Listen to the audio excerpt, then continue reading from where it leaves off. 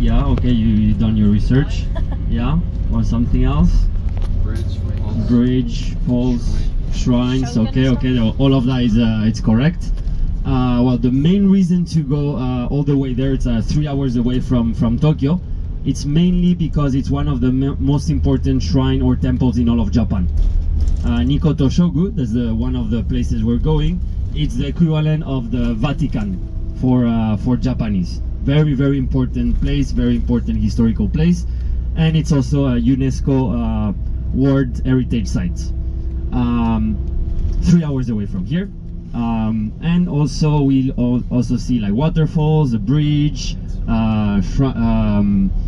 lake. So today actually, because it's a special season during this month and next month, it's the changing of the leaves colors, so it gets very busy around there, but we know better than everyone else, so we're trying to get around the traffic jams and the crowds. So actually today we'll do it a bit different than the itinerary that you have on your where you booked. We're doing the other way around. So usually we start at the temple, then the waterfall, and then the lake. This time we're gonna do the opposite. We're gonna go first to the lake, which is the further away stop, and then we will move slowly back. So we go all the way to the end. We're gonna be ahead of most people who are probably arriving later. Most people don't wake up at 7 a.m. like us. So to the lake, it's about 3 hours and a half, maybe. Once we almost reach destination, we will go up the mountain. It's about 1,200 meters above sea level to this lake. The first stop, it's pretty short. We'll be there just about 20 minutes on the shores. Just take some pictures, look around the beautiful nature, and then to the second stop, which is 5 minutes away from the first one. So usually that second stop, we arrive by noon, and it's a lunch break. So today lunch break will be kind of a breakfast break type of thing. But in Japan, actually in the countryside, lunchtime starts by 10:30, 11. So yeah, we will have early lunch today at the waterfall. So the waterfall, it's called Kegon. It's the third tallest in all of Japan. It's 97 meters, but don't expect the Niagara Falls. It's not as big. And the waterfall, it's really 5 minutes. It takes 5 minutes to see them. And then we'll have about 1 hour of free time for us to go and look for a restaurant or walk around. So everyone has a different pace. It's a very chill place, so we want to give a lot of free time so to people chill. And then we go on to the third stop. So the third stop will be the main one. So Nikkō Tōshogū and the shrine and temple complex of Nikkō. There we will have about 2 hours. We will do a bit of guided tour inside the main temple, might be about 15 to 20 minutes. And to not miss anything, all the important parts of the temple. And once we reach the top of the temple, then it's be free time again. So everyone can visit the different shrines and temples that's around, or walk into the forest, or whatever you guys want. Go to the bridge, the river as well. So yeah, 3 stops today, being the main one, the third one. There's not as much people as you will find, for example, in temples or like in Kyoto, for example, because we're going far away from any city, and it's not as crowded. But you'll see there's a lot of kids. Kids age 10 to 11, that's when they learn this part of their history at school. So that's kind of the one main school trip of the year for a lot of the schools in the north part of Japan. So some buses, some schools come. For us it's 3 hours, some of them it's 4 or 5 hours. They come from all over, so they're there learning about their history, so they have priority above us. But you see there's probably a lot of kids. Oh, look at that. You see, they call it the golden shit.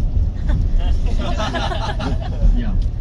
and the building, the golden building next to it. Maybe you guys only on the right side are seeing it well now. What does it look like? Looks like a beer, because it's the headquarters of Asahi, the beer brand. And then over here we have the Skytree. So Skytree is a 634 meters, the second highest structure in the world. It's a communication tower. We're going today to we're gonna see a pagoda. We're going up the mountain. Of course, the pagoda, it's high in the mountain. The top of the pagoda, it's 634 meters, exactly as tall the top than the Skytree, just as a reference of where we're going. Actually, exactly to the same centimeter. But this they didn't know. They found out later. That was not on purpose. Okay, so some rules for the bus, guys. So yeah, if you use the phone, please don't use the speaker. In Japan, is very unpolite, so please very quiet on the phone. What else? You can leave your things on the bus. Japan is very safe. It's fine, and we're gonna be in the bus the whole day. And your seats are your seats, so you can leave your stuff.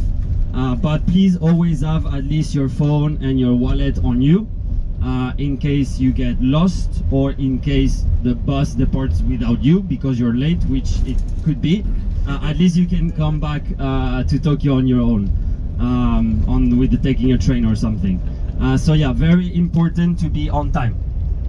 We can wait a little bit, but we don't want to take too much delay, because after that we get back to Tokyo right on the traffic jams at the rush hour, and then we arrive at 10 p.m. So, and everyone else who was on time complains, and so it's fair. So very important also, in Japan, you know, the parking lots timing are very strict, everything. So it's very important to be on time, please, guys. And we can eat and drink in the bus, absolutely no problem. Anything you want, but no ice cream. So there's a few places where we can eat delicious ice creams. So you should try, but please make sure to finish them before getting back in the bus. Any other than that, coffee, chips, it's fine. Just please try to keep your place as clean as possible.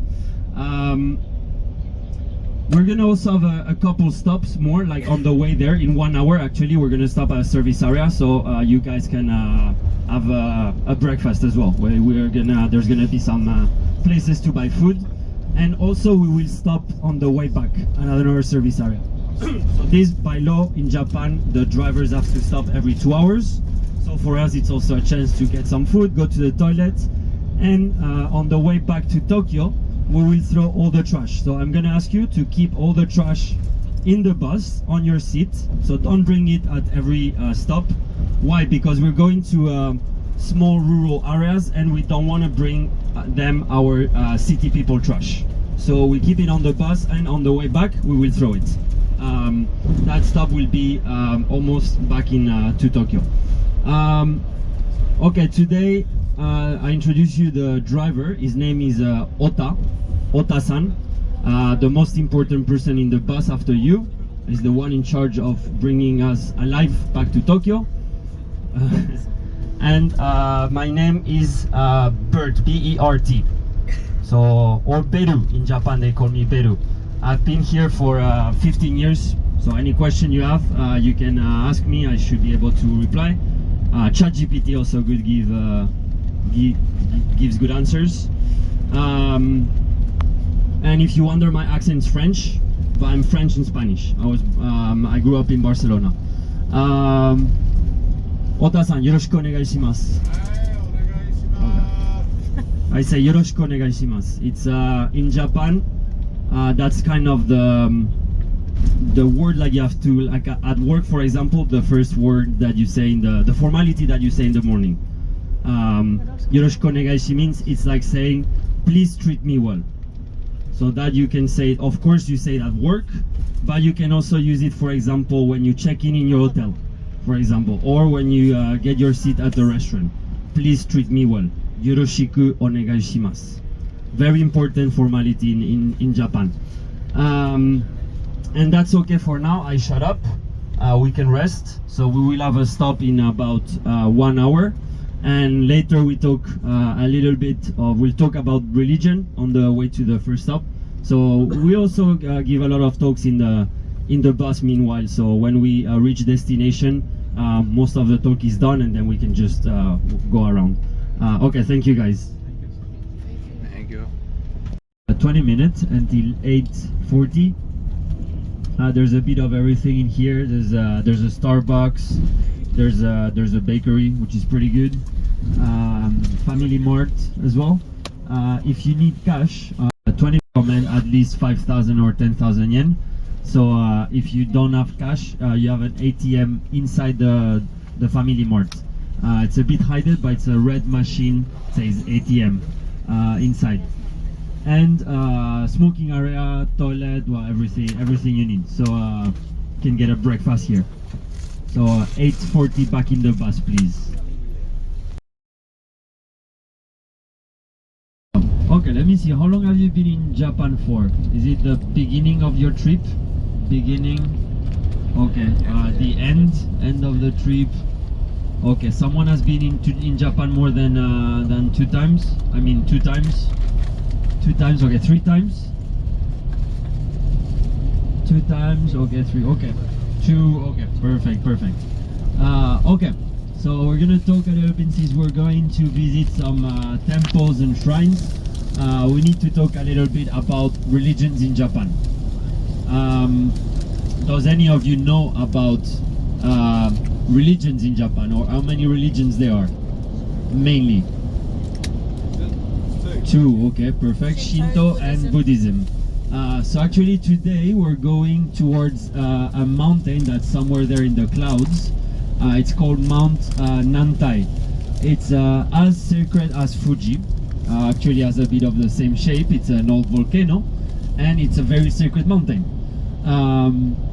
for the Shinto religion, actually. But there's 2 religions in Japan, so Buddhism and Shinto. Buddhism was actually introduced to Japan in the 8th century, originated in India, then to China, and from China to Japan. It was a few monks that traveled abroad and imported it in the 8th century, so 1,200 years ago. Buddhism focused a lot on the afterlife, or like more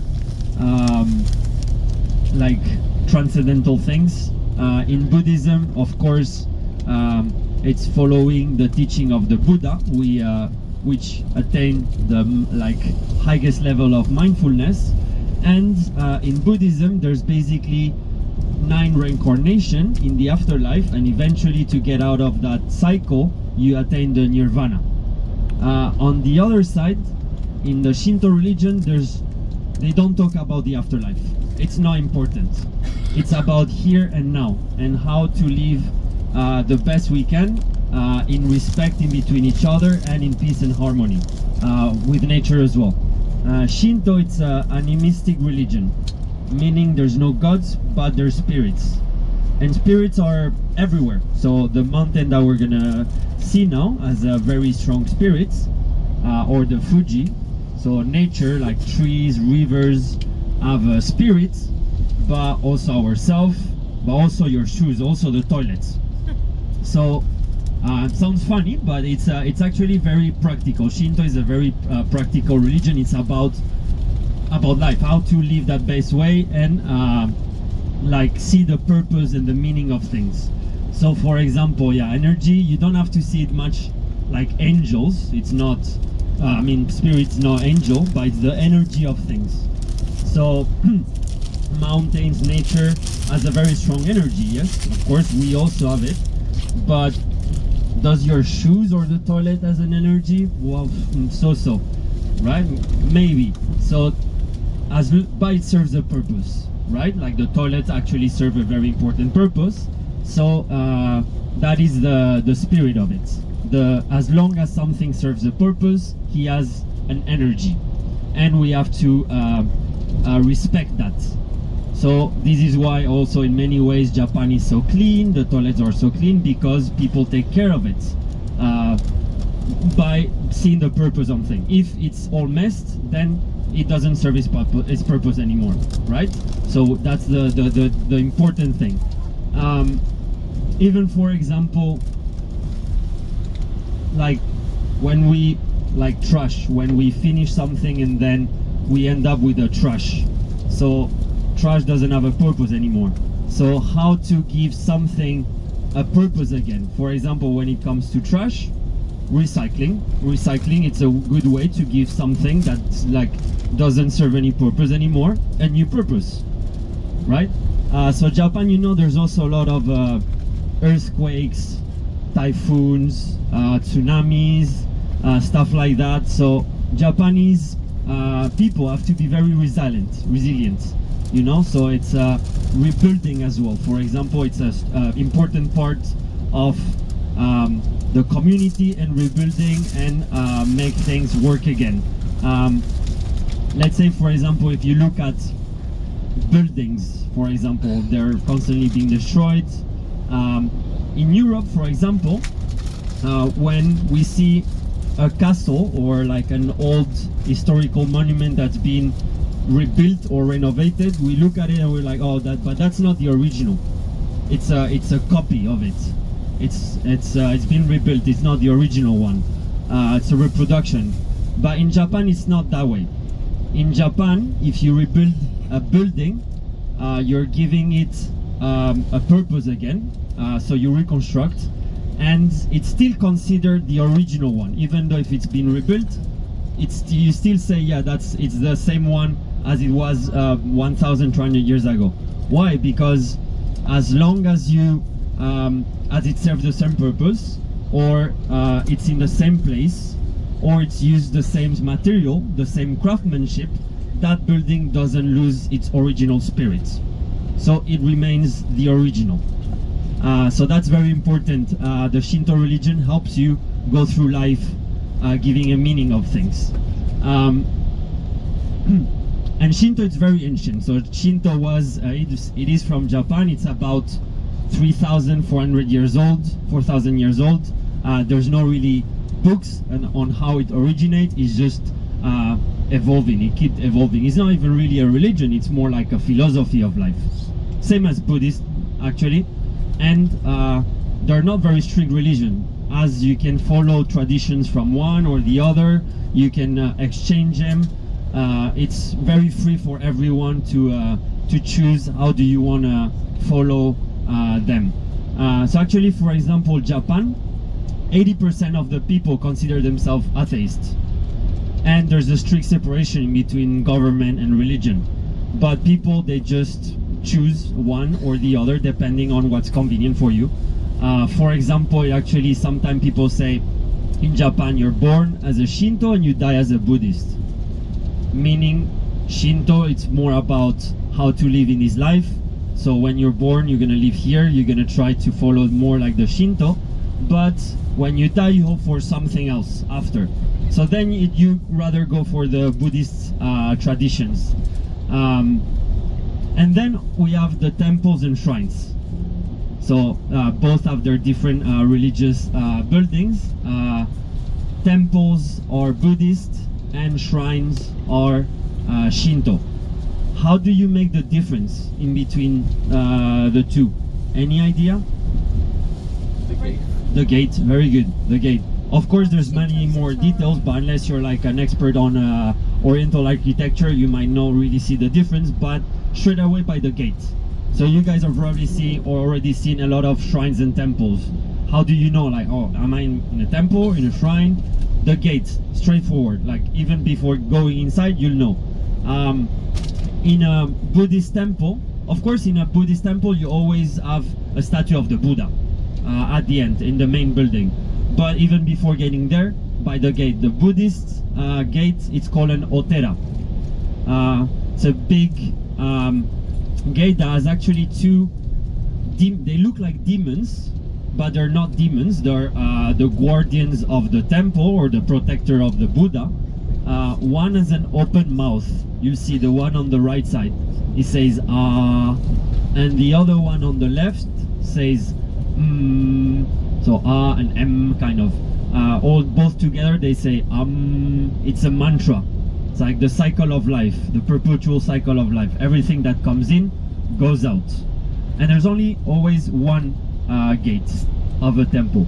In a shrine there can be more than one, because it represents that gate. It's represent the entrance for the spirits, and the spirits can come from all around, even sometimes from the water. So sometimes the gate it's on the water, and the entrance of a shrine it's called a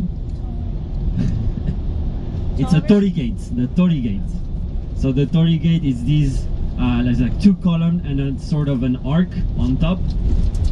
Sometimes red, mostly red, but not only. Sometimes it's orange, or sometimes it's just made of wood or metal. Yes, that's the one. And sometimes there's a lot, one after the other.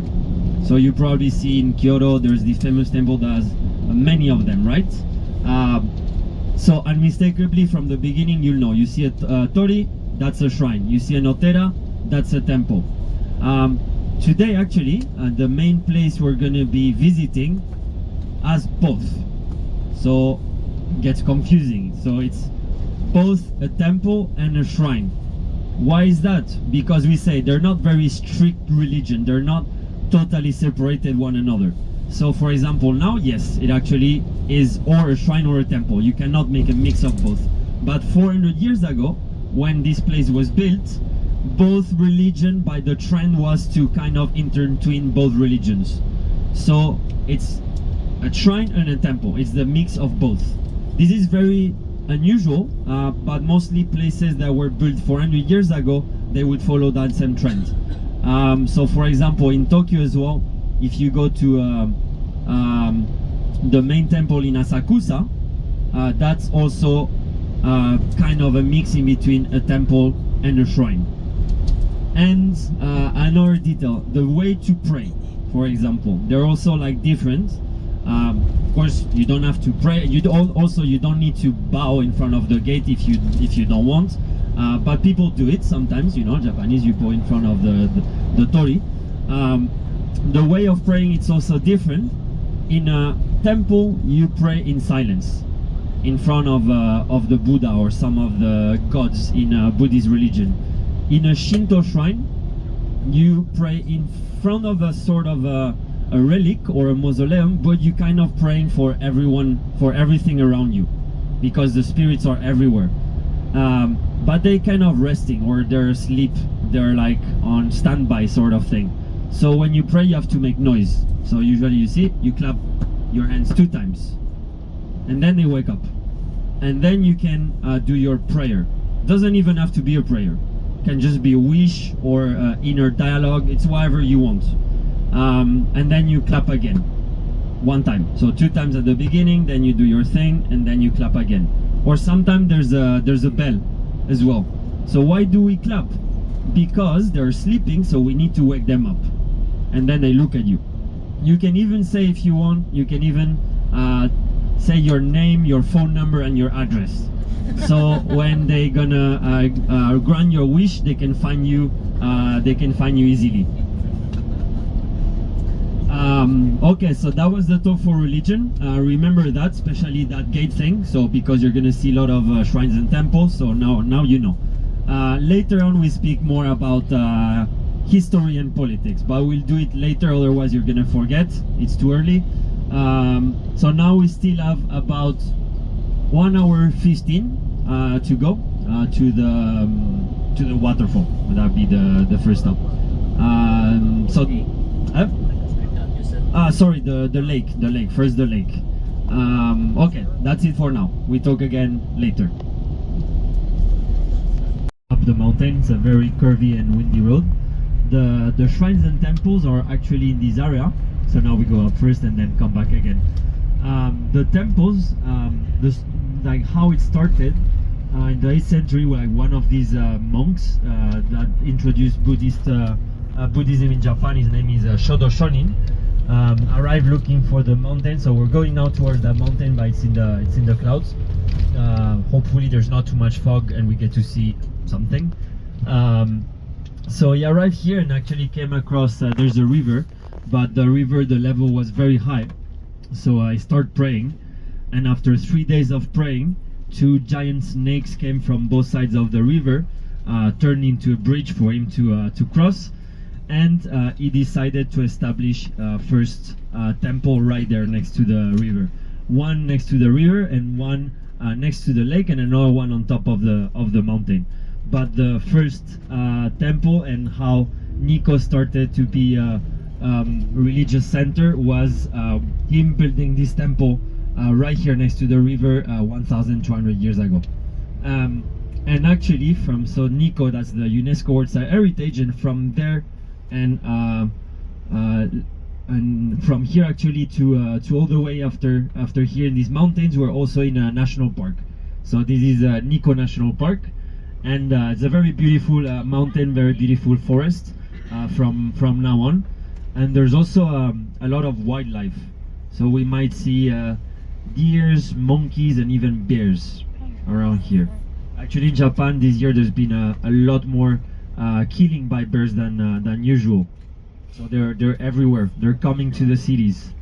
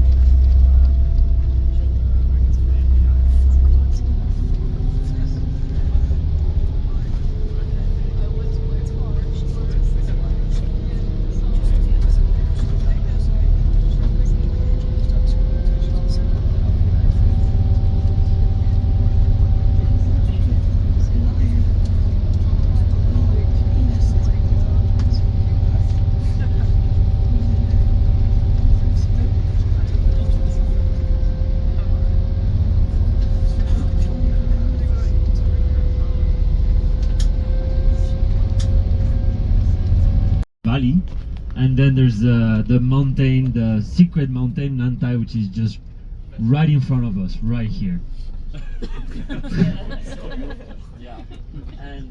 And then over here there's a village. As you see, it's actually a lot of people. So if we come like later on, this road that we just went up turns into like a massive traffic jam. It's like 3 hours of traffic jam if we arrive like after 11. And here's it's a small village, so even though it's kind of busy during this season, it's the village itself is quite like decadent, you know, in a way. Like Japan, it's a country that's aging and the rural populations are getting older and older, so and there's no one to take over, so a lot of business are kind of slowly becoming abandoned in the village itself. But then all around the area it's actually pretty fancy, so it's a place for vacation for rich and famous and diplomats. There's a lot of like mountain huts and also 5-star hotel.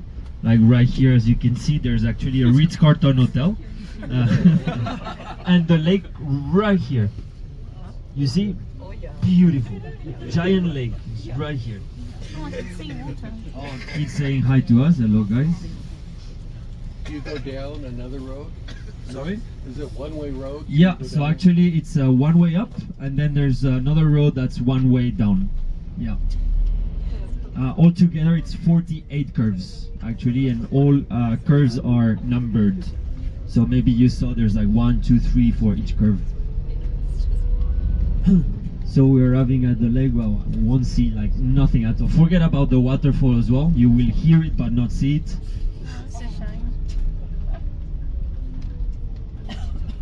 Here's the huge lake. Here, this is all lake right here. Giant lake with mountains behind on the other side. So yeah, pretty fancy area actually. A lot of this is kind of the last village, and from here on is like hundreds of kilometers of wilderness. So you know, Japan, like on the flat land, it's huge cities like Tokyo, Osaka, Kyoto, but It's actually 80% of the country. It's mountains and forests, and very pure, clean water, very well preserved. And this area, yeah, very good for climbing, mountaineering, trekking, water sport, camping.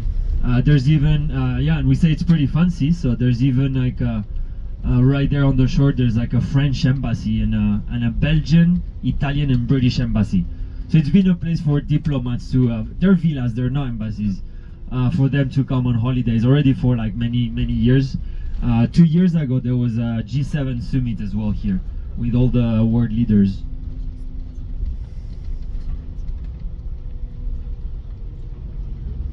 You can see the boat, you know, it's boat, so I'm not lying.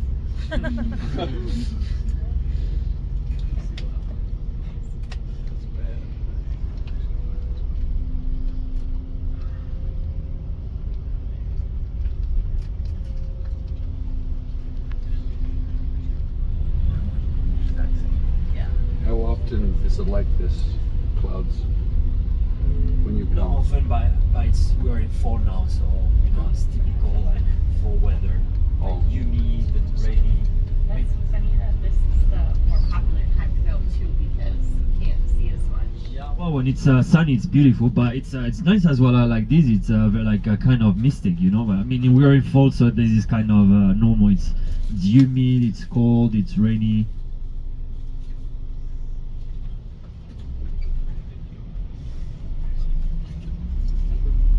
The nice thing to do around here is like getting like a small like mountain lodge in the woods.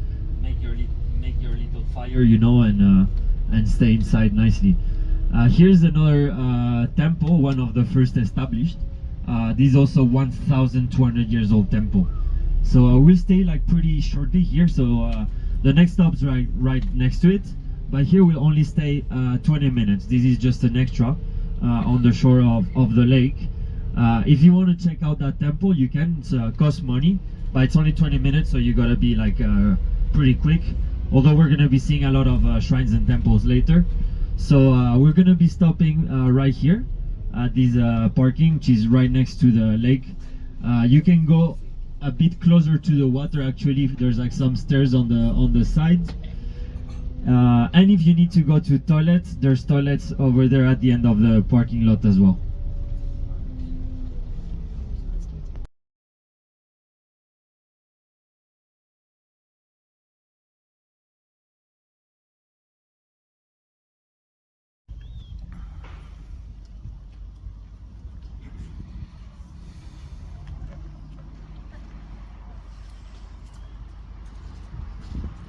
Put the water in here because of the clouds.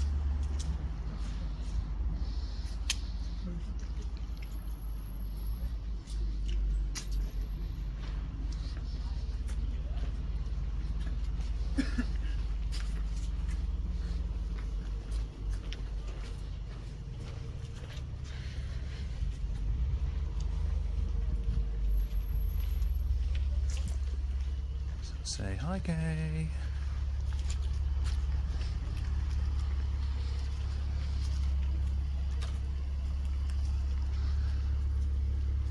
Oh wait, our coach is further down there, I was about to say.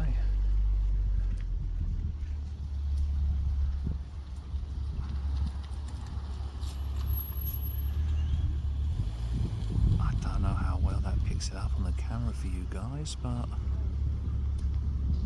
wow.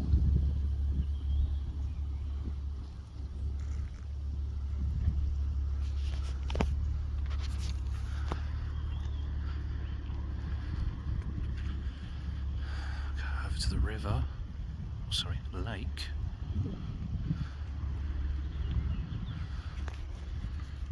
I assure you there is a lake down there.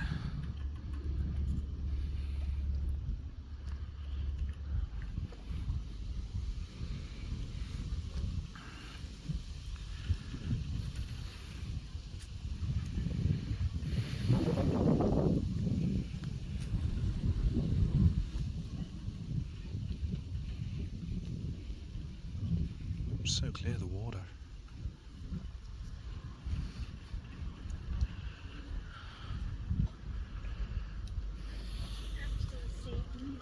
Yeah.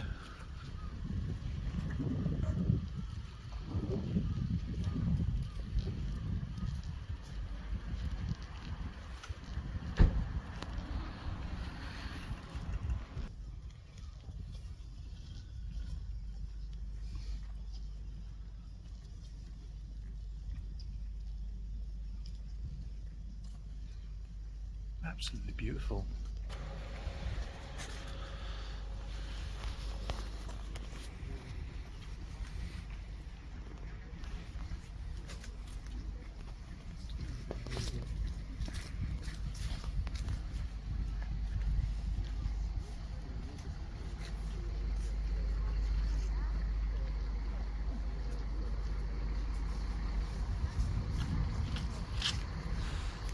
Literally can't see anything on camera.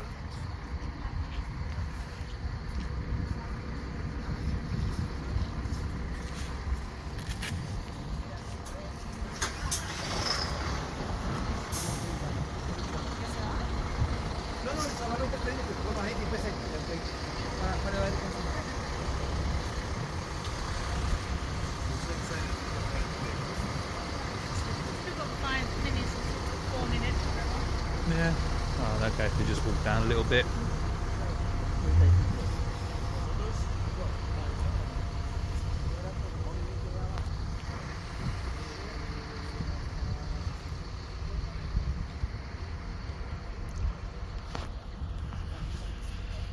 Literally something out of a Ghibli film.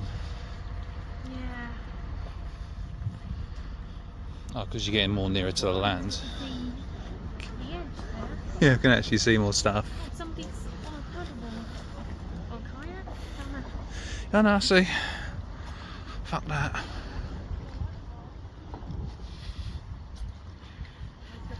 Trek through the woods up there.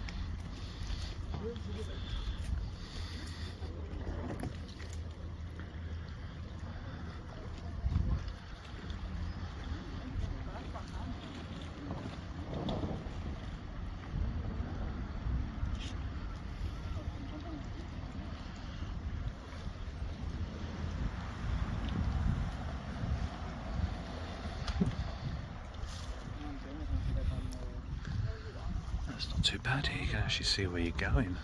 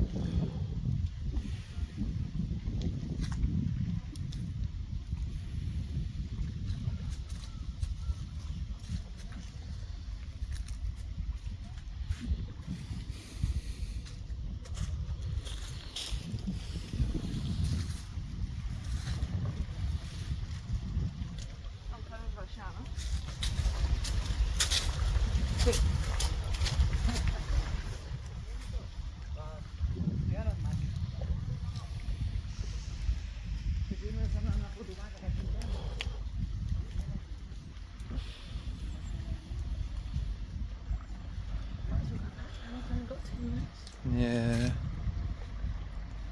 And there they go, never to be seen again. Paddleboard motors.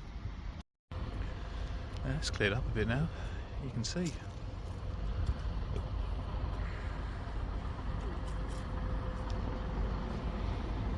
Can't see fuck all on the lake, but what you can see is beautiful.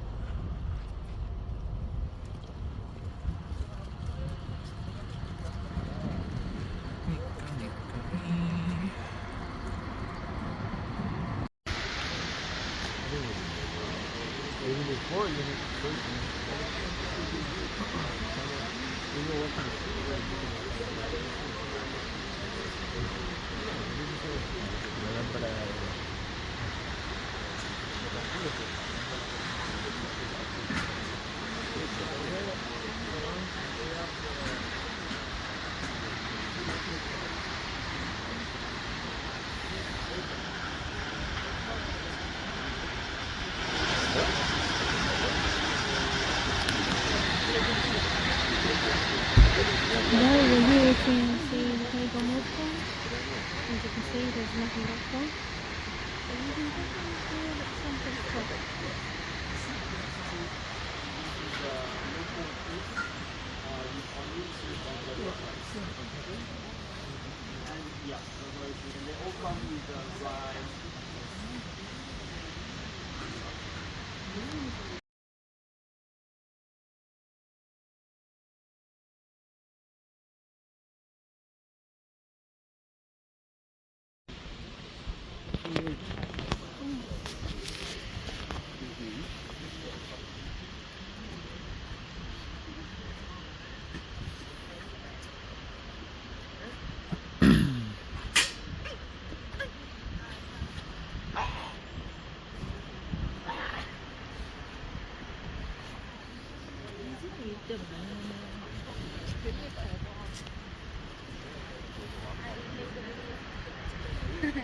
Was you here?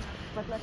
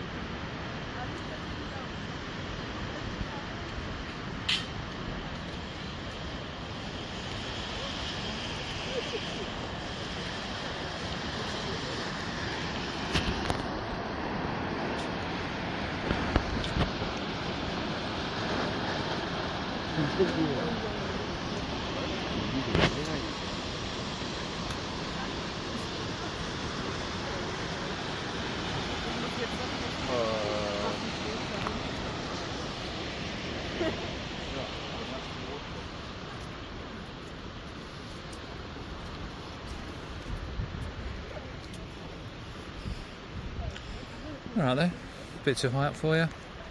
Even though you can't... Not being able to see is making it feel slightly more. Oh, fair enough. Well, it doesn't sound that far, you can hear the water.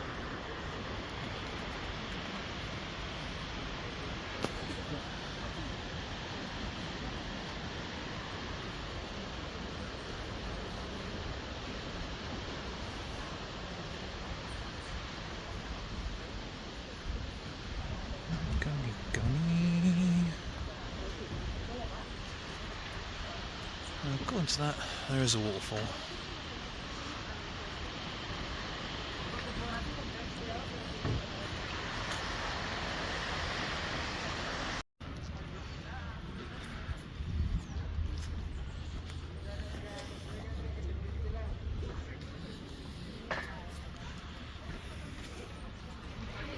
There you go, fish on a stick. Oh, we've lost her.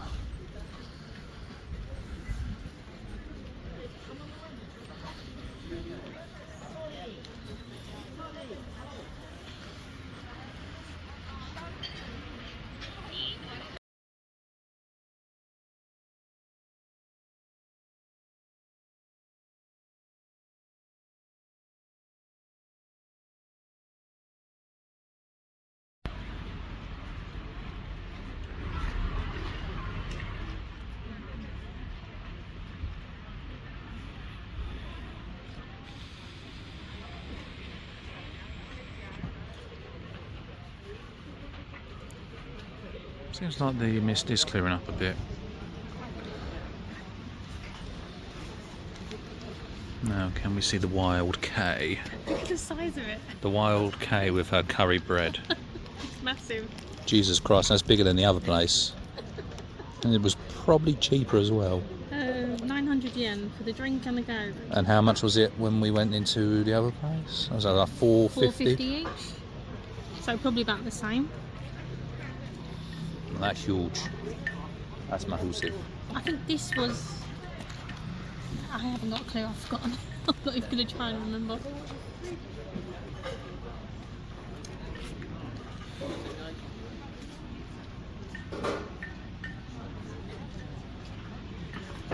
I was not expecting it. That's pretty big. I don't know if I will get the fish now.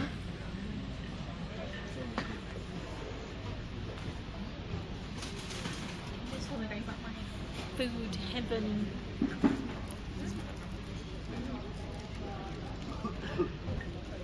Drinky, drinky.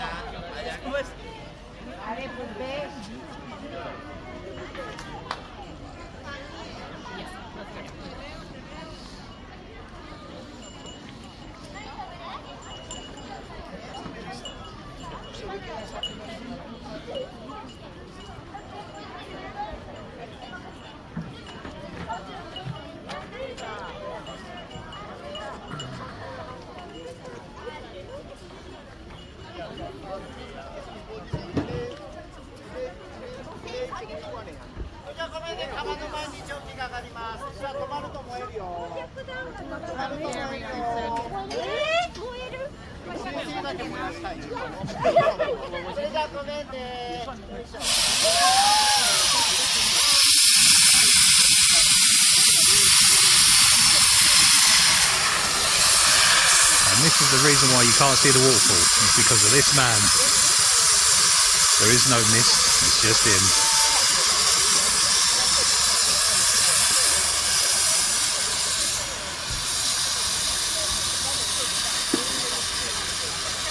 That's quite nice.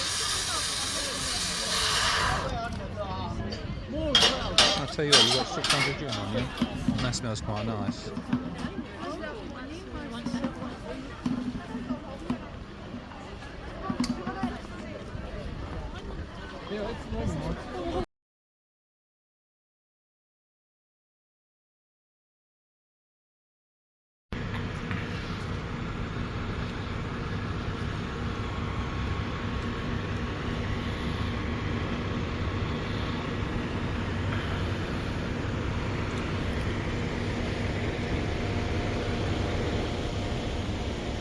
Costo.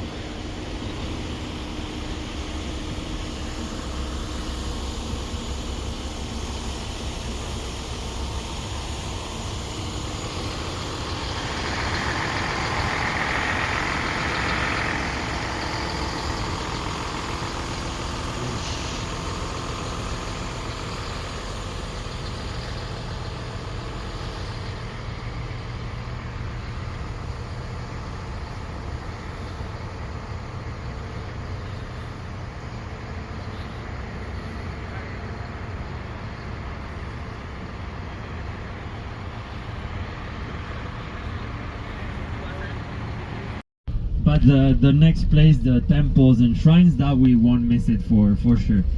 We can get, even if it's foggy, close enough that we get to see it. And it's the most important part of today's trip.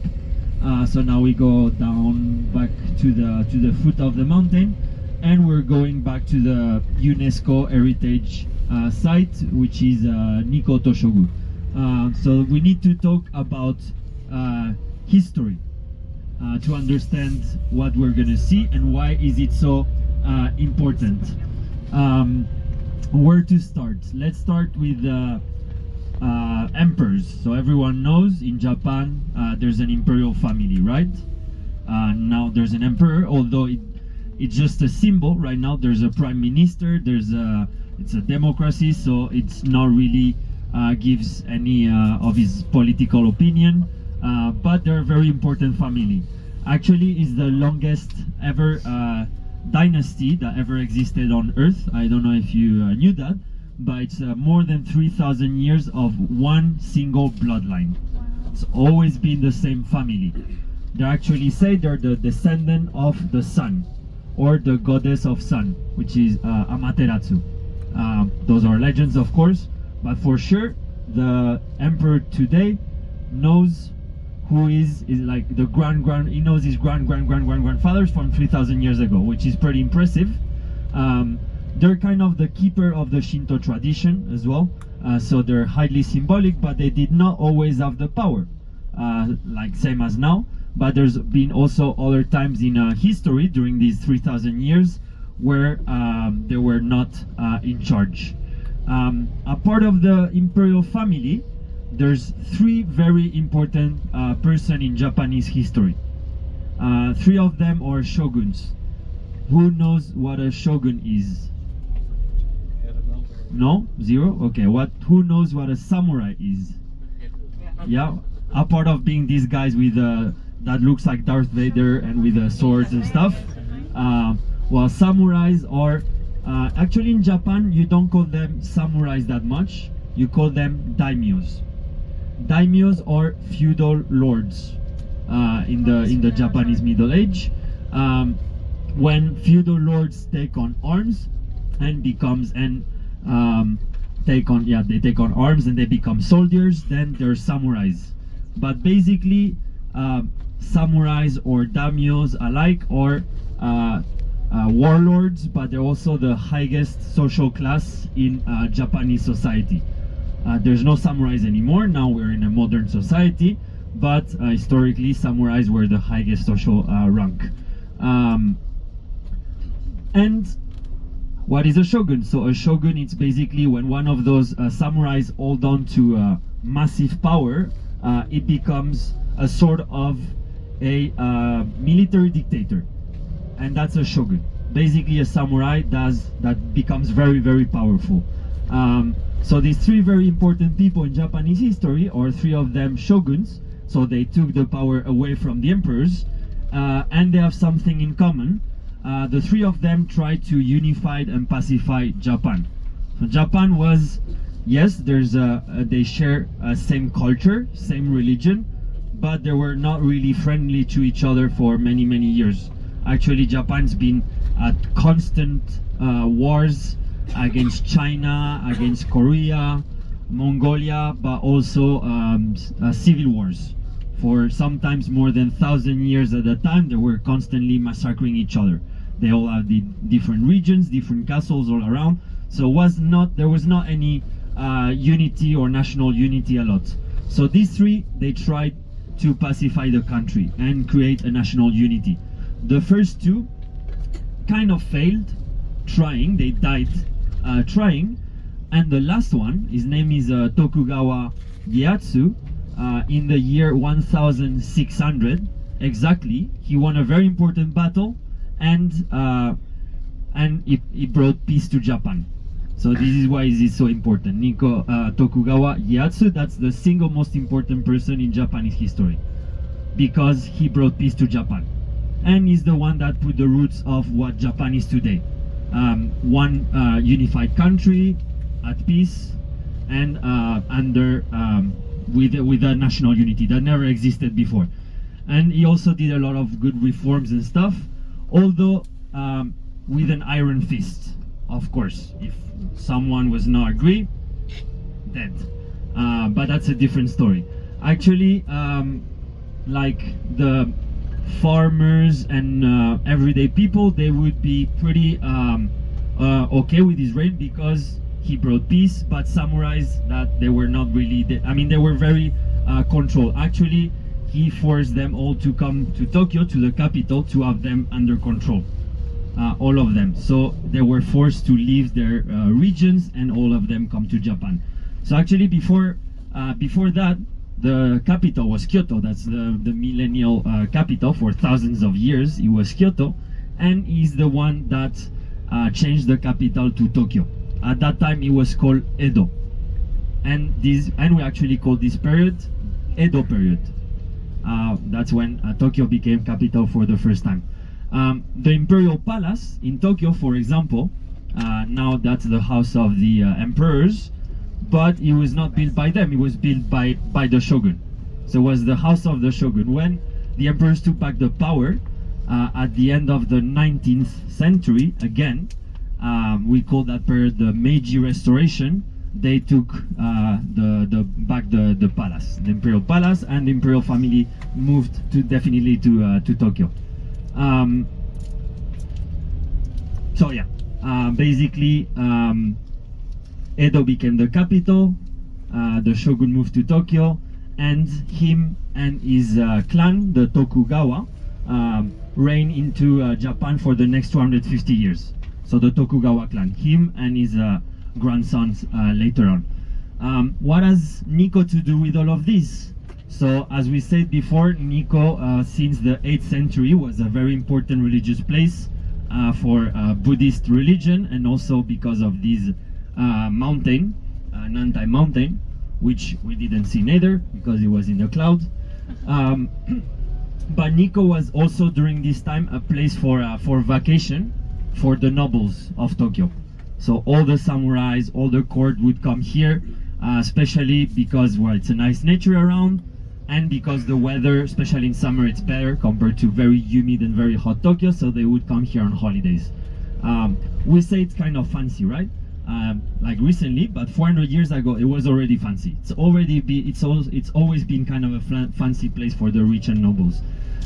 So the shogun decided that he would be buried in this location.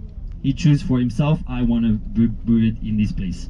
And he built himself a small mausoleum at first, and then after his death, his grandson, so the third in the generational line of the clan, he decided to build a bigger complex for his grandfather.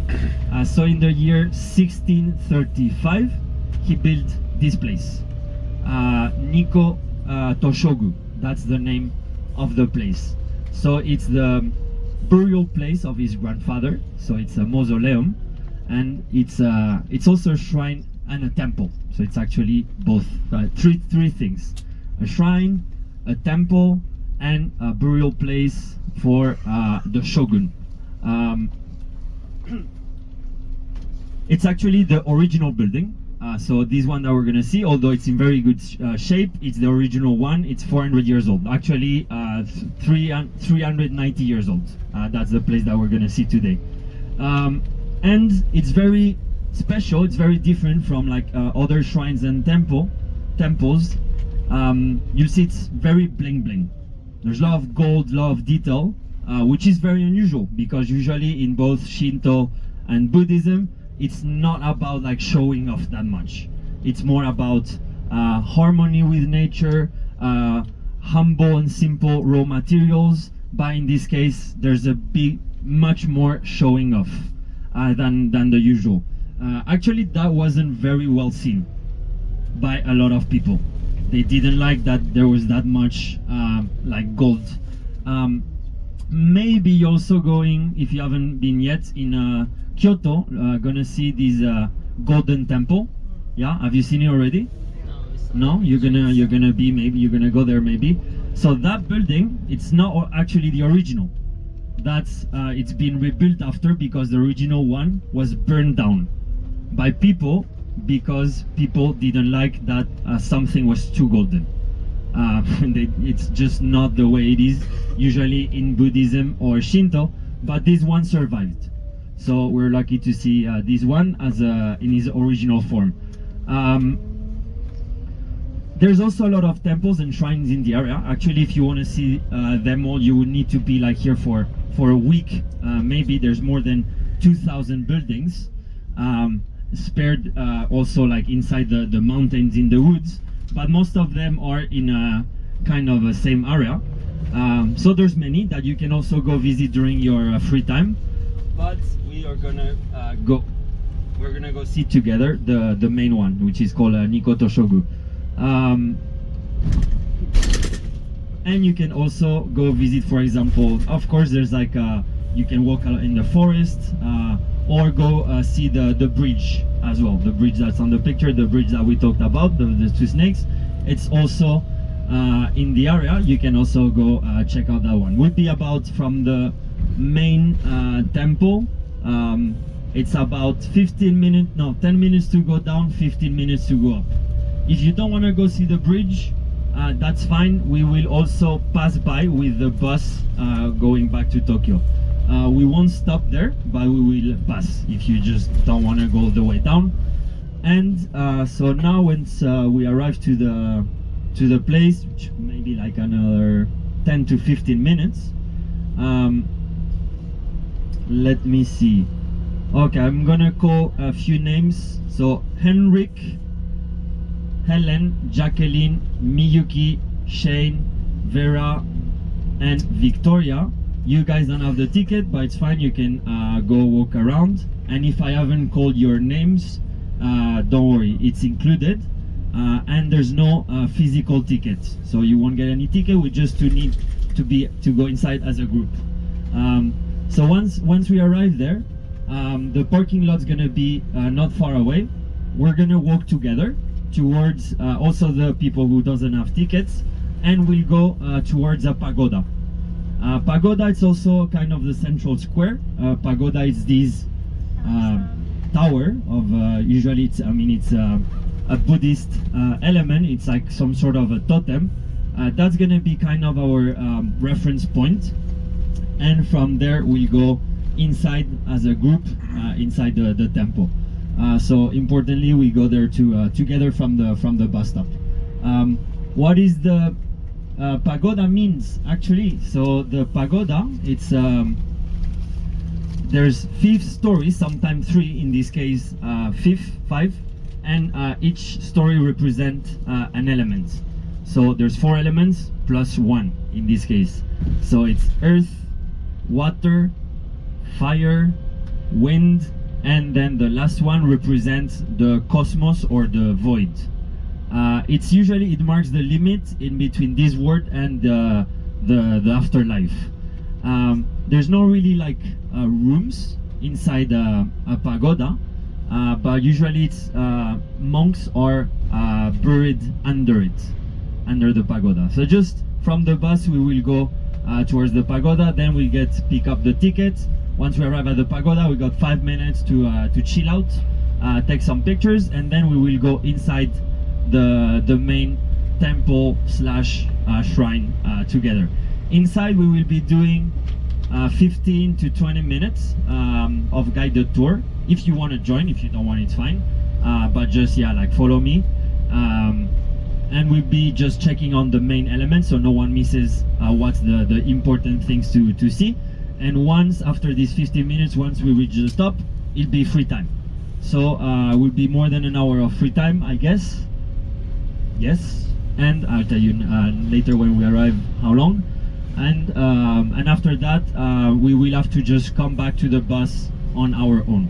So same as before, we got a free time, and just make sure to remember the way to the parking. There's many parking lots, so if you don't have a good sense of orientation, mark your GPS location just in case. And I will send you also a message. But yeah, I think we'll have probably more than 1 hour to explore. So there's time for, without rushing, there's no need to rush, to see the main temple, but also some of the other places around. Even go to the bridge, walk to the forest, go to the village. There's plenty of time. Okay, a little bit longer. I shut up again, and once we arrive, I talk to you again.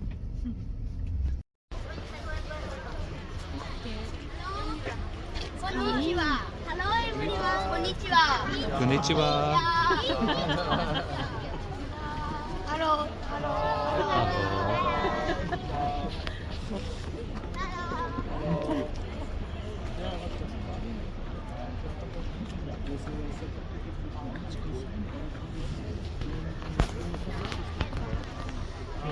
I didn't call your name. I think so. I did call your name. Oh, then you will have to, if you want to go inside, you have to pay.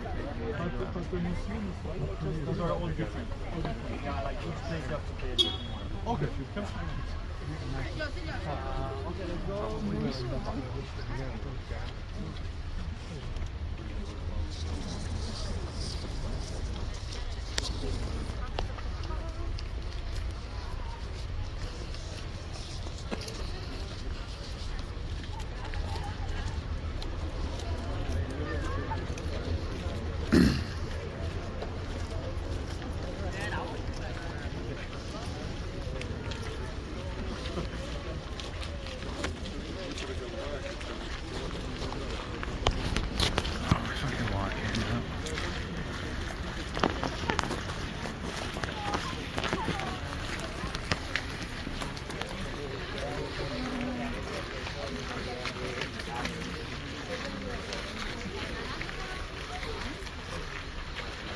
So just basically, the pagoda is right there. So just remember these alleys and the parking lots right here before going inside these temples. So it's very easy actually. And as you see, there's many other temples. So for example, this one you can come and see before coming back to the bus. But there's temples and shrines all around to visit as well. Then as you can see, I don't have a flag like other guys. I don't do flags, I don't like it. We're more like a group of friends. You remember each other, we're responsible adults.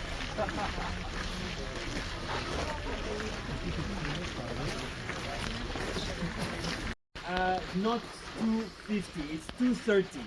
230 the time. Mistake. So 14, 30, 30. It's still 2 hours.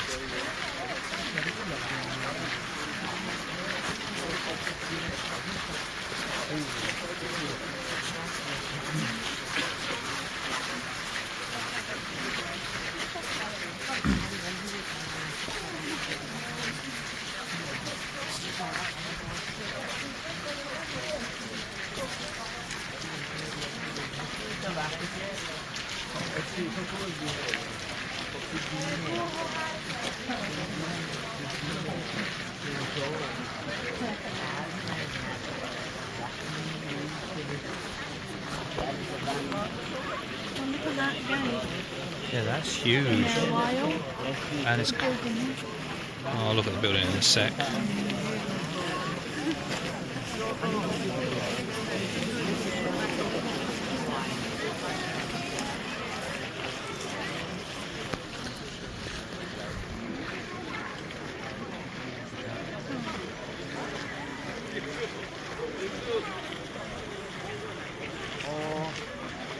Okay guys, so here's the pagoda.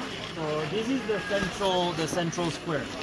From here you can very easily, the parking lot, remember that way. Then there's more temples and shrines a bit everywhere, all around.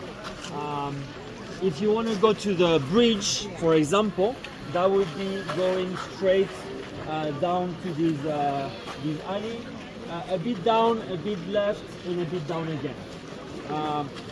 Yeah, down, then left, then again down. It's not too far. It's 10 minutes, but it's going down. So then you have to go up again. But it's beautiful just walking along the way as well. If you see over there behind the trees, there's a museum as well, and behind the museum there's the main, not the main, the first. The oldest temple, the one that was established by the monks. So it's 1,200 years old.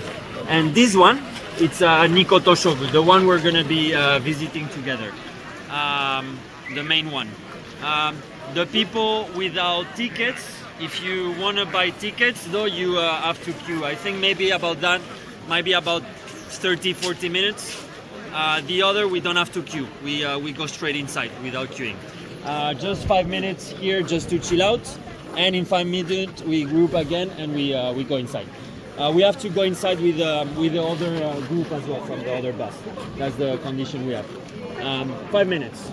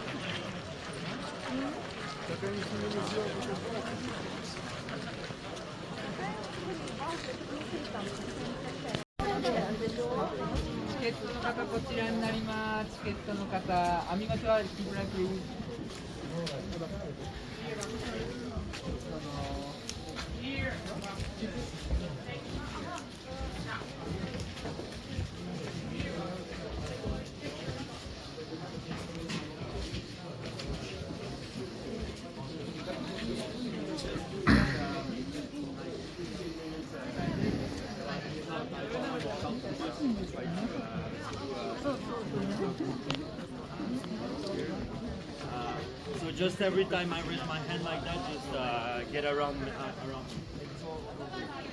There's toilets, one here and one also. Remember, just once you get out of here, there's no re-entry.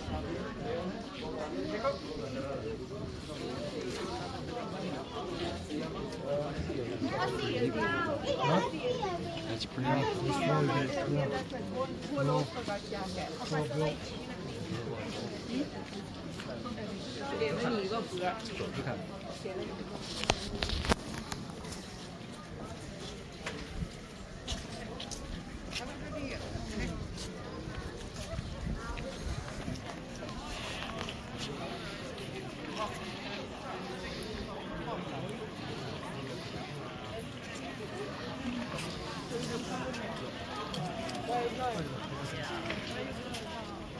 Can come a bit on the stones, just make sure there's like a bit of passage so behind.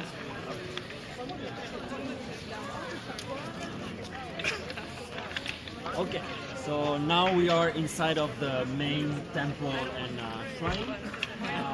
So this part right here, those are warehouses. So before going into the main praying area, which is the part up there, like the monks, samurais, shogun, emperors, whoever, they would leave their armors and weapons inside these buildings, and their horses into these ones. Those are the stables. Also, for example, the relics and stuff they use for like ceremonies and stuff, to these days, they're kept here. So when there's festivals, for example, everything is still in use to these days as sacred warehouses. An important detail to look in here is those two elephants right there. You see the one on the left doesn't look much like an elephant, kind of like a tiger, elephant. Well, why? Because when they engraved it, they've never seen an elephant before, so they didn't really know how to make them. A few years after, they changed the one on the right side to something that looks a bit more like an elephant. Still kind of creative, but because perfection is not that important in this culture. There's always a place for fantasy when you want to draw something, for example. But the shogun says, stop. Leave the one on the left as it is. Why? Because in the philosophy of the shogun, our mistakes from the past are also part of what we are today, and we don't have to forget about that. So this is a representation of that. Mistakes included, this is part of our history. So there's a lot of little rememberings of everyday life and small things to remember yourself in your everyday life. For example, those ones over here, you see there's like ones like every 10 meters or so. What if I do these? Let's see. I try to make them nice one. Okay. You know, straight away. Turtle. There you go. Let's put it on again. Okay. A turtle. So you can make your own turtle using the stones around. You all remember the story of the rabbit and the turtle. Who finishes last? Not because you're going faster, you will arrive first. Life is long and you have to be patient and take it easy. So if you get too stressed out in life because you're in a hurry, make yourself a little turtle and remember to relax and be patient. Good philosophy. Let's go to the other side. So take a corner over here, do down over here, guys. Try to check the corner there. Oh yeah. It's okay, we can be patient. Okay.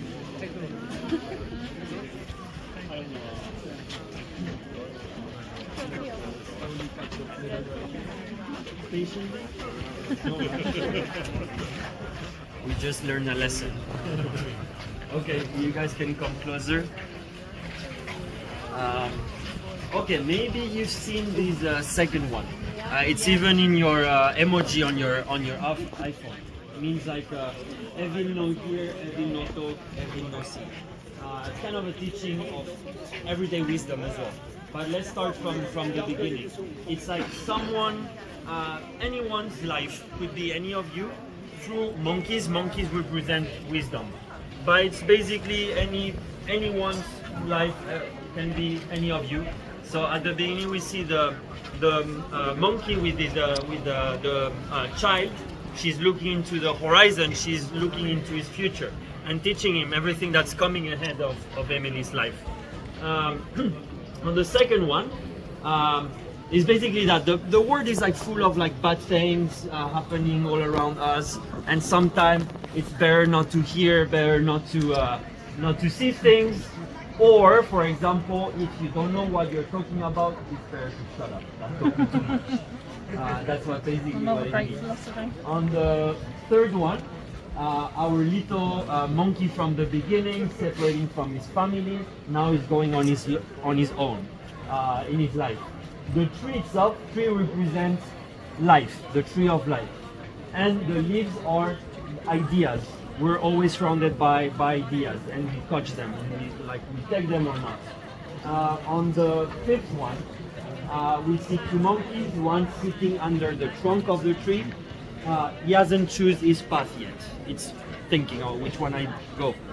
He's a bit more shy, more lazy, whatever. The other one has already choose a path. He has already choose a branch. He's already going on his way. He's more adventurous, more straightforward, whatever. Everyone's different. Some people are lazy, some people are more active. That's fine. Everyone has a different space. It's okay. Everyone just follow your own rhythm in life. No rush. The one going onto the branch is going towards a blue cloud. What do you think that blue cloud might mean? Any idea? Depression. The blue cloud means dreams. So he's pursuing his dreams. He's going towards his dreams. But there's also two red clouds. The red clouds are problems, troubles. So along that way, to pursuing your dreams, you're going to face a lot of problems and troubles this way. Let's go to the next one. You see a monkey crying. Because of that, facing trouble, like it's hard to try. But he's got the support of friends and family. So hopefully whatever happens, you have family and friends to support you. Let's go on that side. Middle one is hugging the other one. They're creating a partnerhood, or they're getting married. Well, they got together. But one of them is on a wave. The wave represents the storm, like any relation, like any marriage. It's complicated, it's a bit stormy. It's not every day easy. And then on the last one, our little monkey from the beginning is going through all these phases of life, and now she's pregnant. And back again. So yeah, basically 400 years ago it was only about that, about marriage and having children, But it's the story of life, basically. Okay, now we're gonna go slowly walking up, and I meet you on top of the stairs, right there.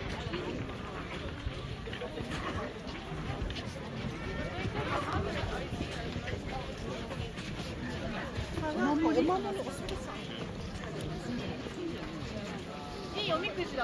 it looks like it's made out of metal. Oh, it looks like it's made out of metal, but it could be wood.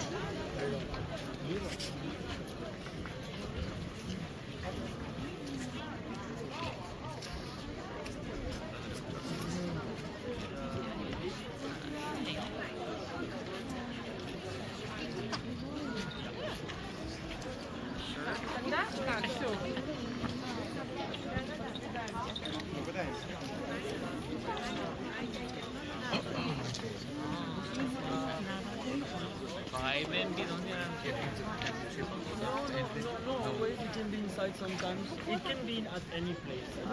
Because there's no like a pattern. Sometimes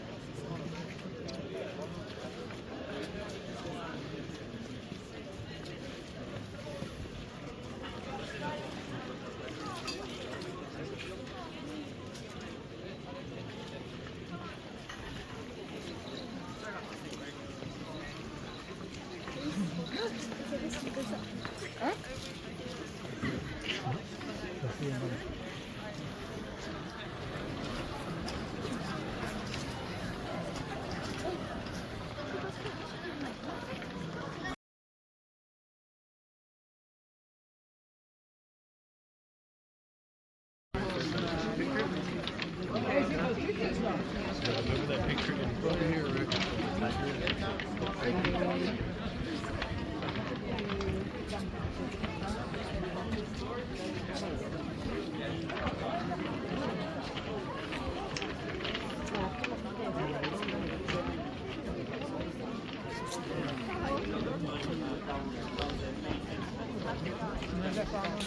They also call it the sunset gate because it says it's so big that you can stare at the sunset. At that time they didn't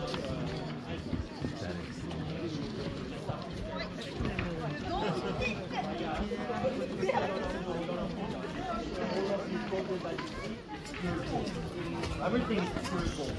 Even only the 500 kilos, right? And all these because you see, for example, the dragons are not that usual things that find out there in China, for example. This is more like a completely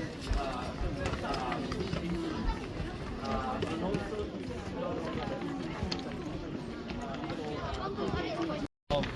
of the temple.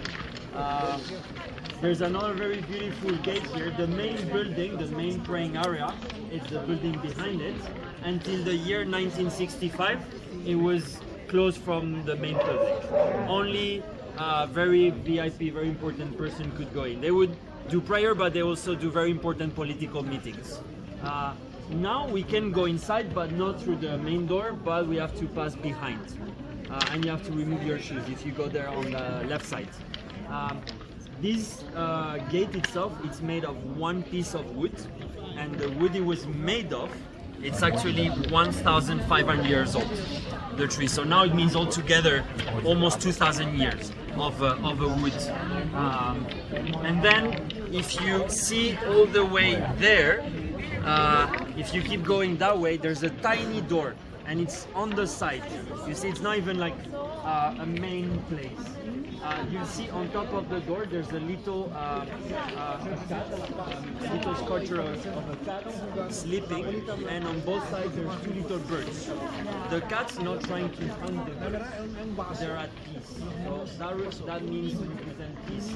From there on, you've got 216 stairs that go all the way on top of the temple, and there is the tomb of the shogun itself.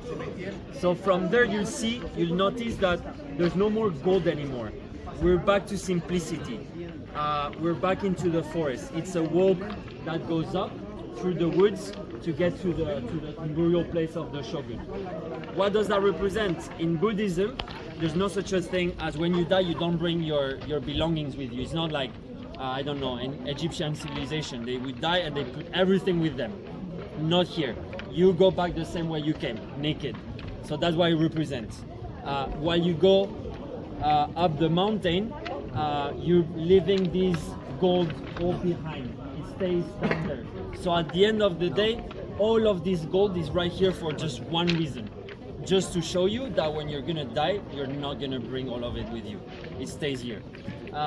So there's the Buddhist burial place, so like a cemetery or Buddhist, but not Shinto, because remember, Shinto doesn't represent anything related to death.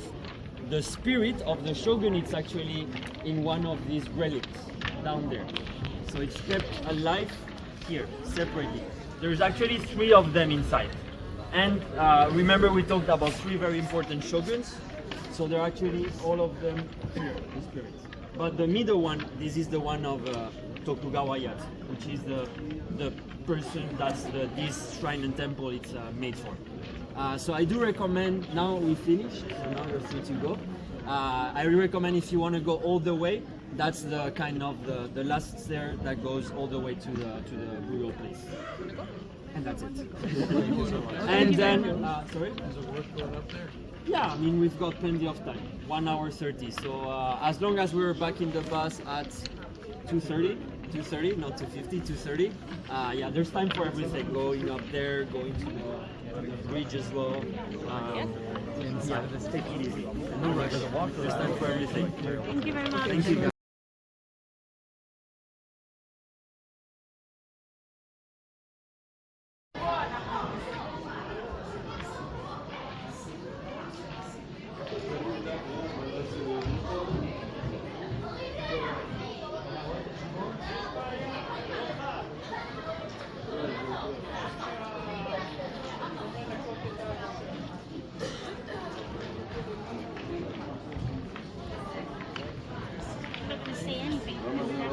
time. There's a sign there saying that you can buy the dum-dum there, but it's shut. Oh, the gunpla.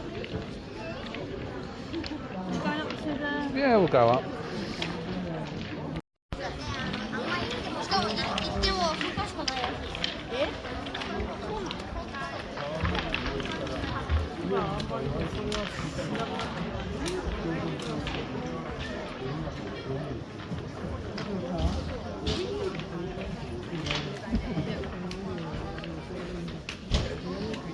Oh, there it is.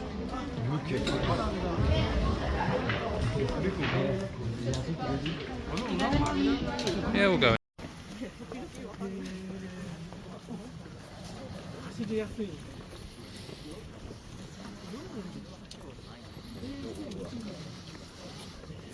These ropes everywhere.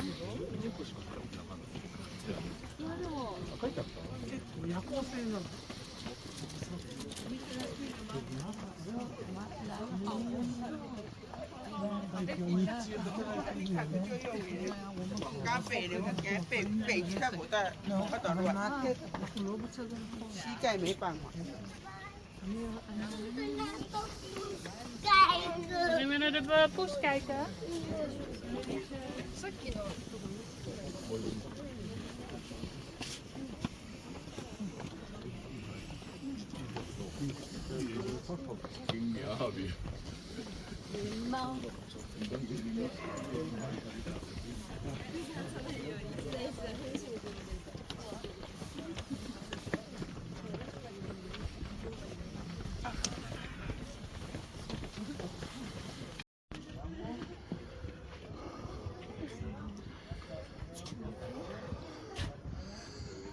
Why are these steps so big? They're not big people. I'm huge and I struggled with that. Yeah, they're carrying stuff up and down as well. Could fucking come here and carry me up. Jesus Christ. So who's in there? The first emperor, or not the first one? The Fucking one that me. united? Seriously, why are they so big?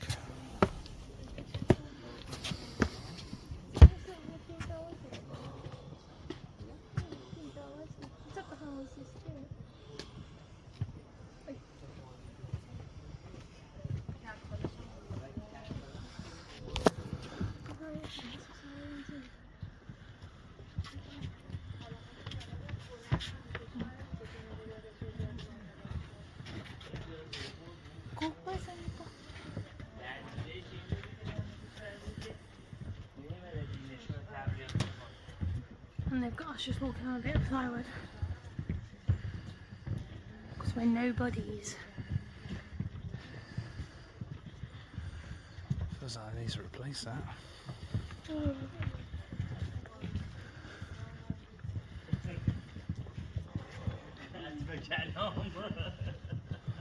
Sort of white bits.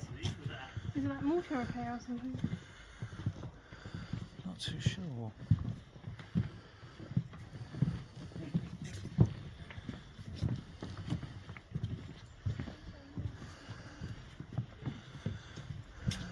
Yeah.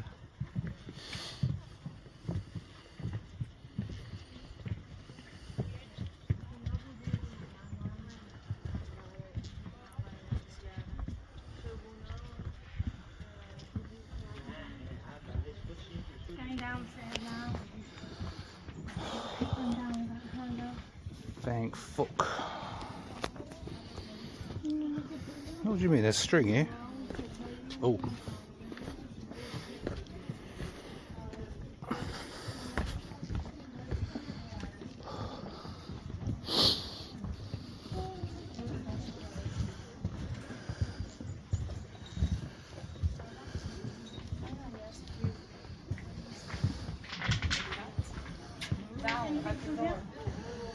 I'm alright.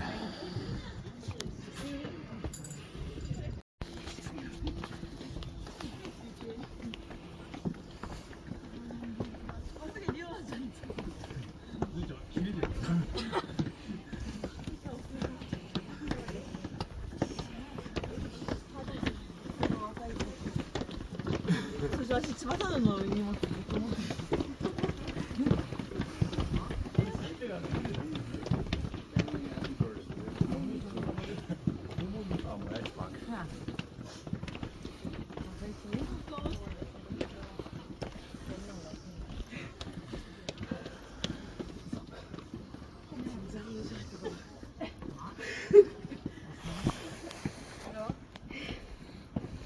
热在那里。前面来者很少。好了，不要再上去了。你等人稍一点，站一个很帅的姿势。哎，我也不知道什么叫帅。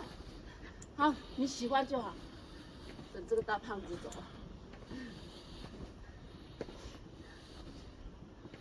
好，拍。好。就一个远远的人当你的背景。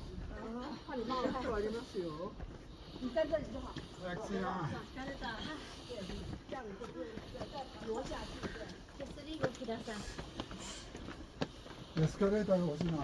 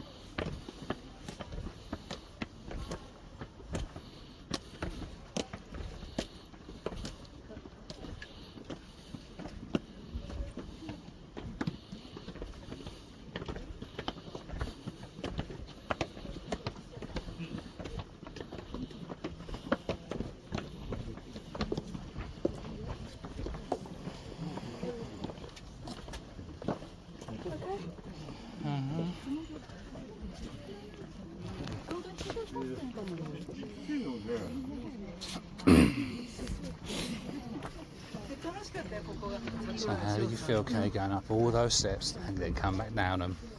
Legs are wobbly as fuck. How do you feel? How far up is it? Very far. You've not even touched the surface. Is there anything up there? You just walk around the mausoleum and then back down. There's a little shop where you can buy some cat stuff. Yeah, but I mean, it's not worth it. Really look at it. Depends how good your legs are. Yeah. If We're a you've got little good bit legs, wobbly. yes. If not, I'll say no.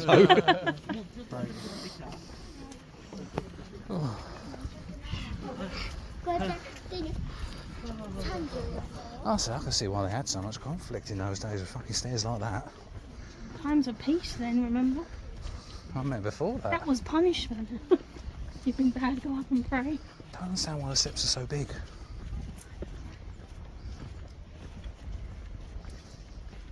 But when you see a lot of like Buddhists and monks and all that, they've always got big bellies as well. So they've got to walk up that. Yes, because they probably never went up them.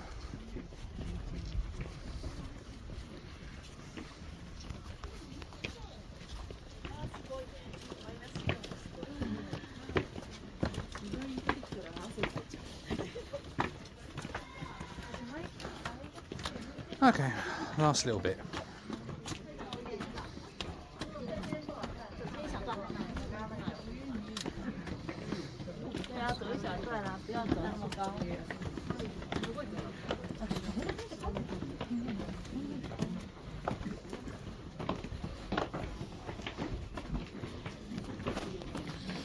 Voilà.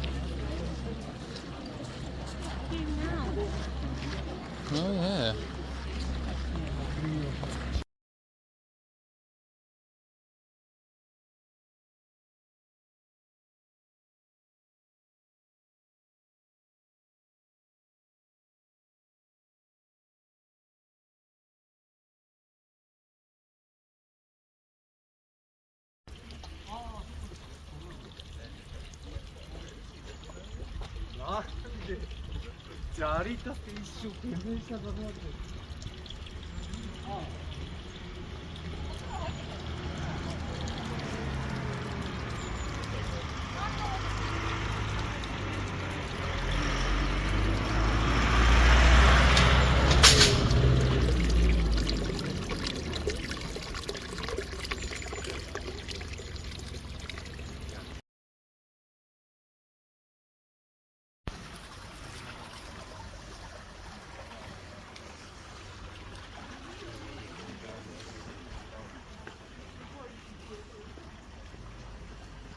More for children, or it's also fun for...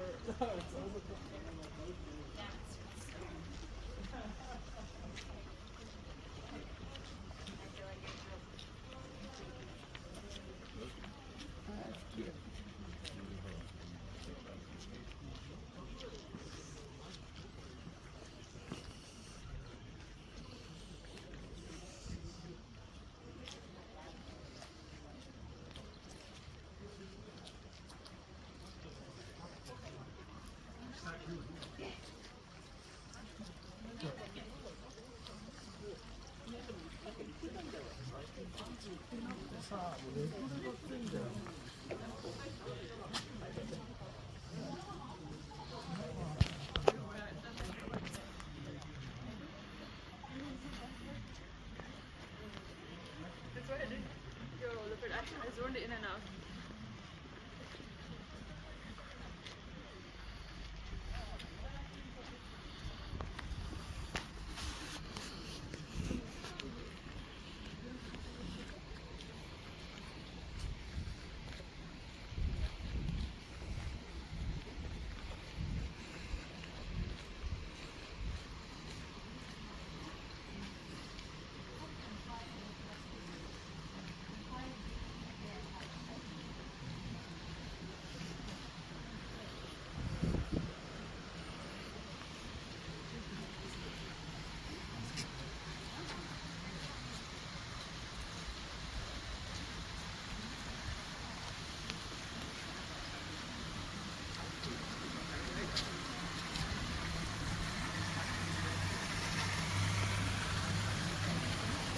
Unfortunately, there's no little fishies.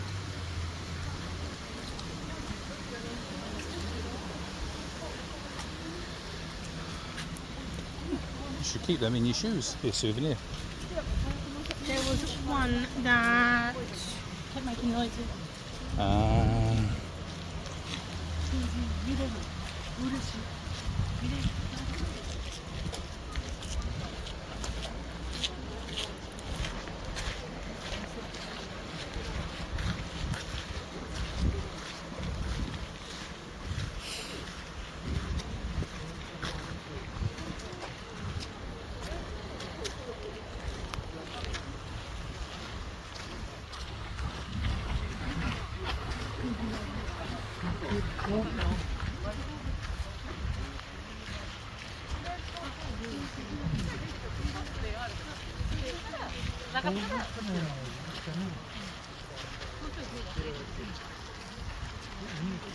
Y cuando vine a...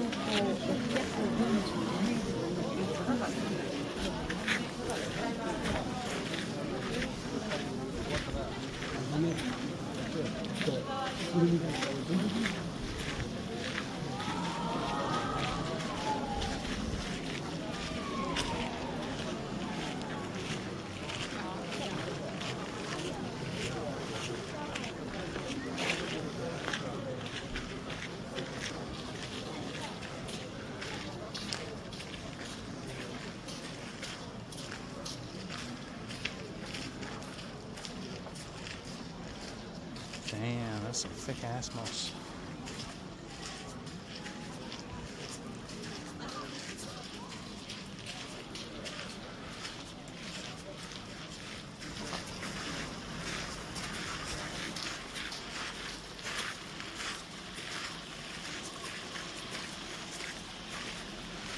I think that cabling's new, or is that original work?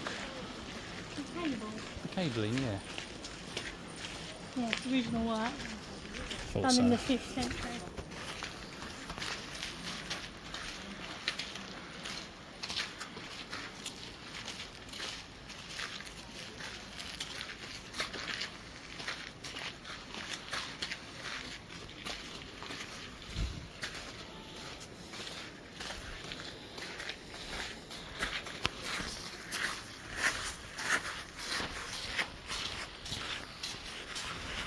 A little bit softer here. Second? A little bit softer here. Yeah, it's all wet. So it's like wondering why that bit's a lot wetter than the others.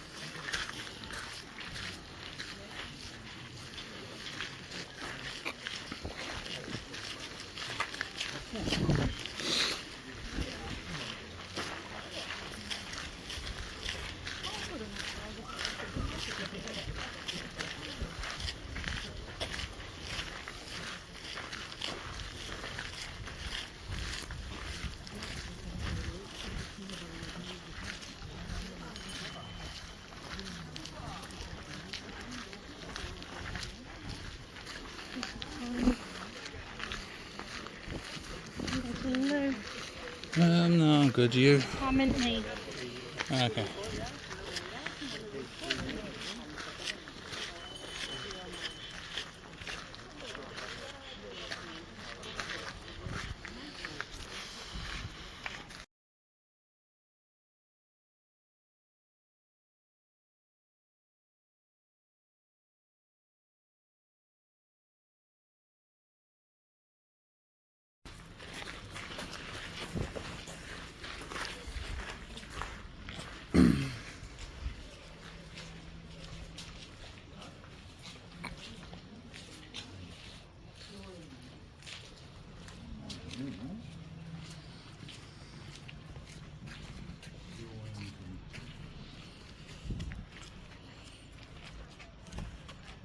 It's Nikkō bunny rabbit.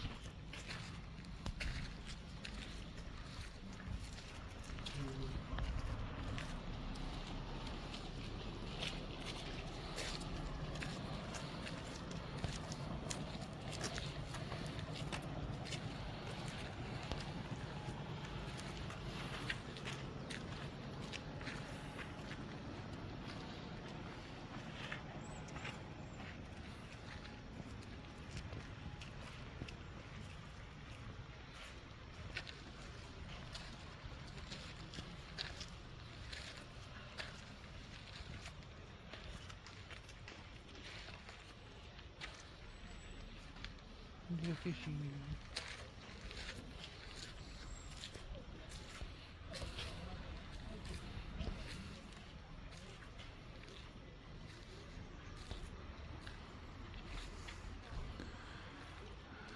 Okay, little bow.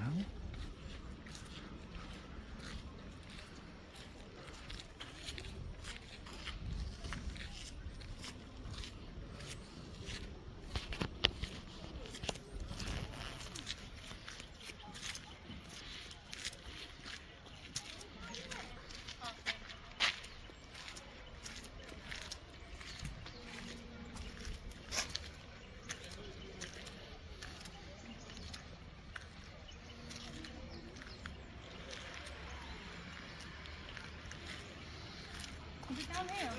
I'm not too sure. Yeah, and fresh air. That's also good. Like we're breathing nice, very pure fresh air. Did some of you go to the bridge? Yeah. Oh yeah. Okay. For the ones who haven't, we're still gonna pass by right now. So you're gonna be seeing it. We're not gonna stop, but you'll see it from the right side. Can you tell us the history of the bridge? Is there a history? Yeah, that's the snake bridge. We told the legend. So the original one, the one you see right now, dates from the 18th century. So it's been rebuilt over many times. But This is the river that you said the snake opened the... yes, that's the bridge that we talked about, the legend, where the monk prayed and two giant snakes came from both sides. But the bridge itself, it's been rebuilt over and over many times during 1,200 years. And the last one, this one dates from the, it's like 200 years old. Question. Yeah, question. Is it built on two torii gates? On two? Torii I was gates. there, it looked like torii gates. I was standing on two. Oh no, they're not torii gates. They're, but I mean you'll see, but no, they're just like two columns, but they're not torii gates. They're just columns. They look nice. Oh yeah. Well, and then a Japanese traditional bridge, it's has this rounded form, but that's there's no meaning or to it. It's just like like that time engineering. Okay.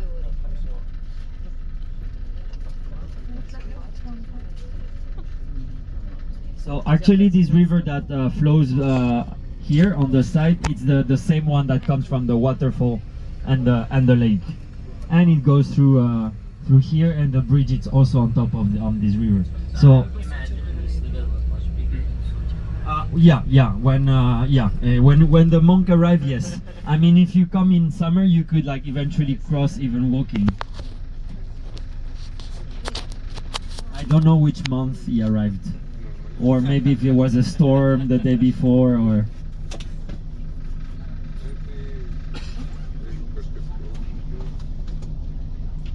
So I got also questions like about why, like some places at the temple, you have like you have to go through the entrance. It's like left, and then at some point it changed and it's to the right. So it's actually on convenience. There's no like a specific rule to it, but and especially here not that much. But for example, you probably noticed that in Tokyo there's a right way to walk.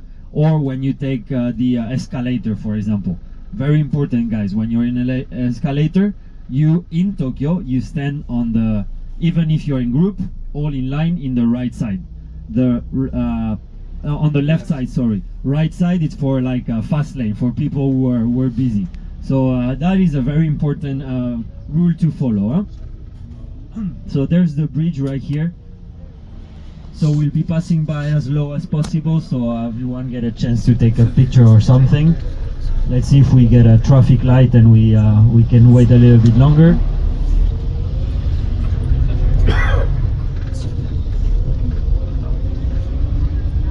So basically the bridge actually marks the entrance of the UNESCO site and also Nikkō National Park. So this national park we've been in all of our stuff. So there's the bridge.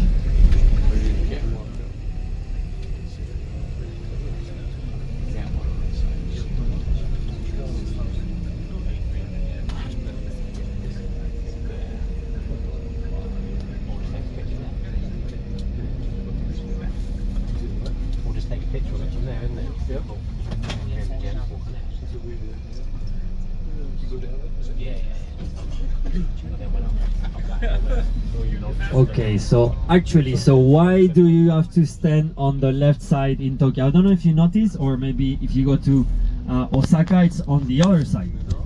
Ah, you see, no? There's a reason for it, and it's the reason's pretty ancient as well. It comes from, it has a lot to do with the samurais. So you remember we said that during the shogunate, the samurais from all over Japan were forced to come to Tokyo. So they could be under like controlled by the shogun. So because of that, Tokyo became a city of samurais. There were samurais all over the place, but they were not friendly to each other. Remember, there was that war, so they were forced, but they didn't like each other. So they would constantly like start duels in the middle of the streets, and they would pull up their like katanas and start duels. So they would usually have their katanas on the left side. So to not hurt anyone, when they would pull them out, they would rather walk on the left side of the street, so against the wall, just in case. So it became like that. That was the general rule, like usually walk on the left side to not get hurt by the katanas. If you go to Osaka, it's the other side. Why is that? No knives there. No, there was no, like Osaka, they didn't have the, no. It's because there was no samurais in Osaka. It was a city of merchants and businessmen. So they would carry usually their money on the right side. So in order to not get their money stolen, they would walk along the right wall. and it stayed like that. As simple as this, yeah. And another one I got question. What does Nikkō mean? What does Nikkō mean? Do you know how to say Japan in Japanese? Ni? Nippon? Did someone say something else? Nihon. Okay, there's two. So Nippon, it's correct, but Nippon, it's when you want to give like kind of a nationalistic emphasis, like at sport or something like that, for support, like Nippon, like kind of but the name of the country, it's actually Nihon with an H. And Nihon, I show you how to write it in kanji, in characters. Nihon. Nihon. Nihon. Is it from left to right? Yeah, from left to right. Nihon.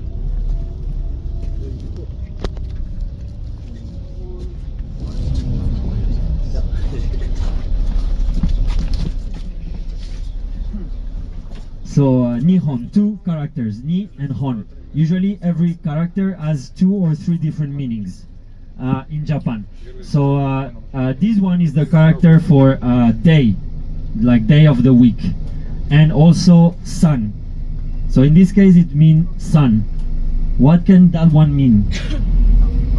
This Japanese person don't say anything, huh? Rising, exactly. So it means literally rising sun. The name of the country, it's literally rising sun. So that's why it's called rising sun. It's the country where the sun rises in the east first. And the flag, so the red, So that's the sun? that's the rising sun, basically. Then I show you this one.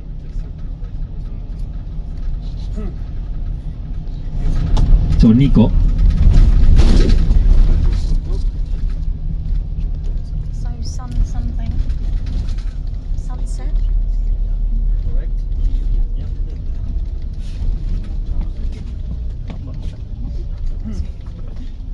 So Nikkō. So we got the same one. So yeah, I heard like sun again. That's correct. And the second one is ko. Ko means shine, sunshine. So Nikkō means sunshine. So they're very related to the sun in a way. Both today not much sunshine, but still. And actually, and the flag of Nikkō, it's almost exactly it's a sunshine. So we get that same red circle, but with the shines all around.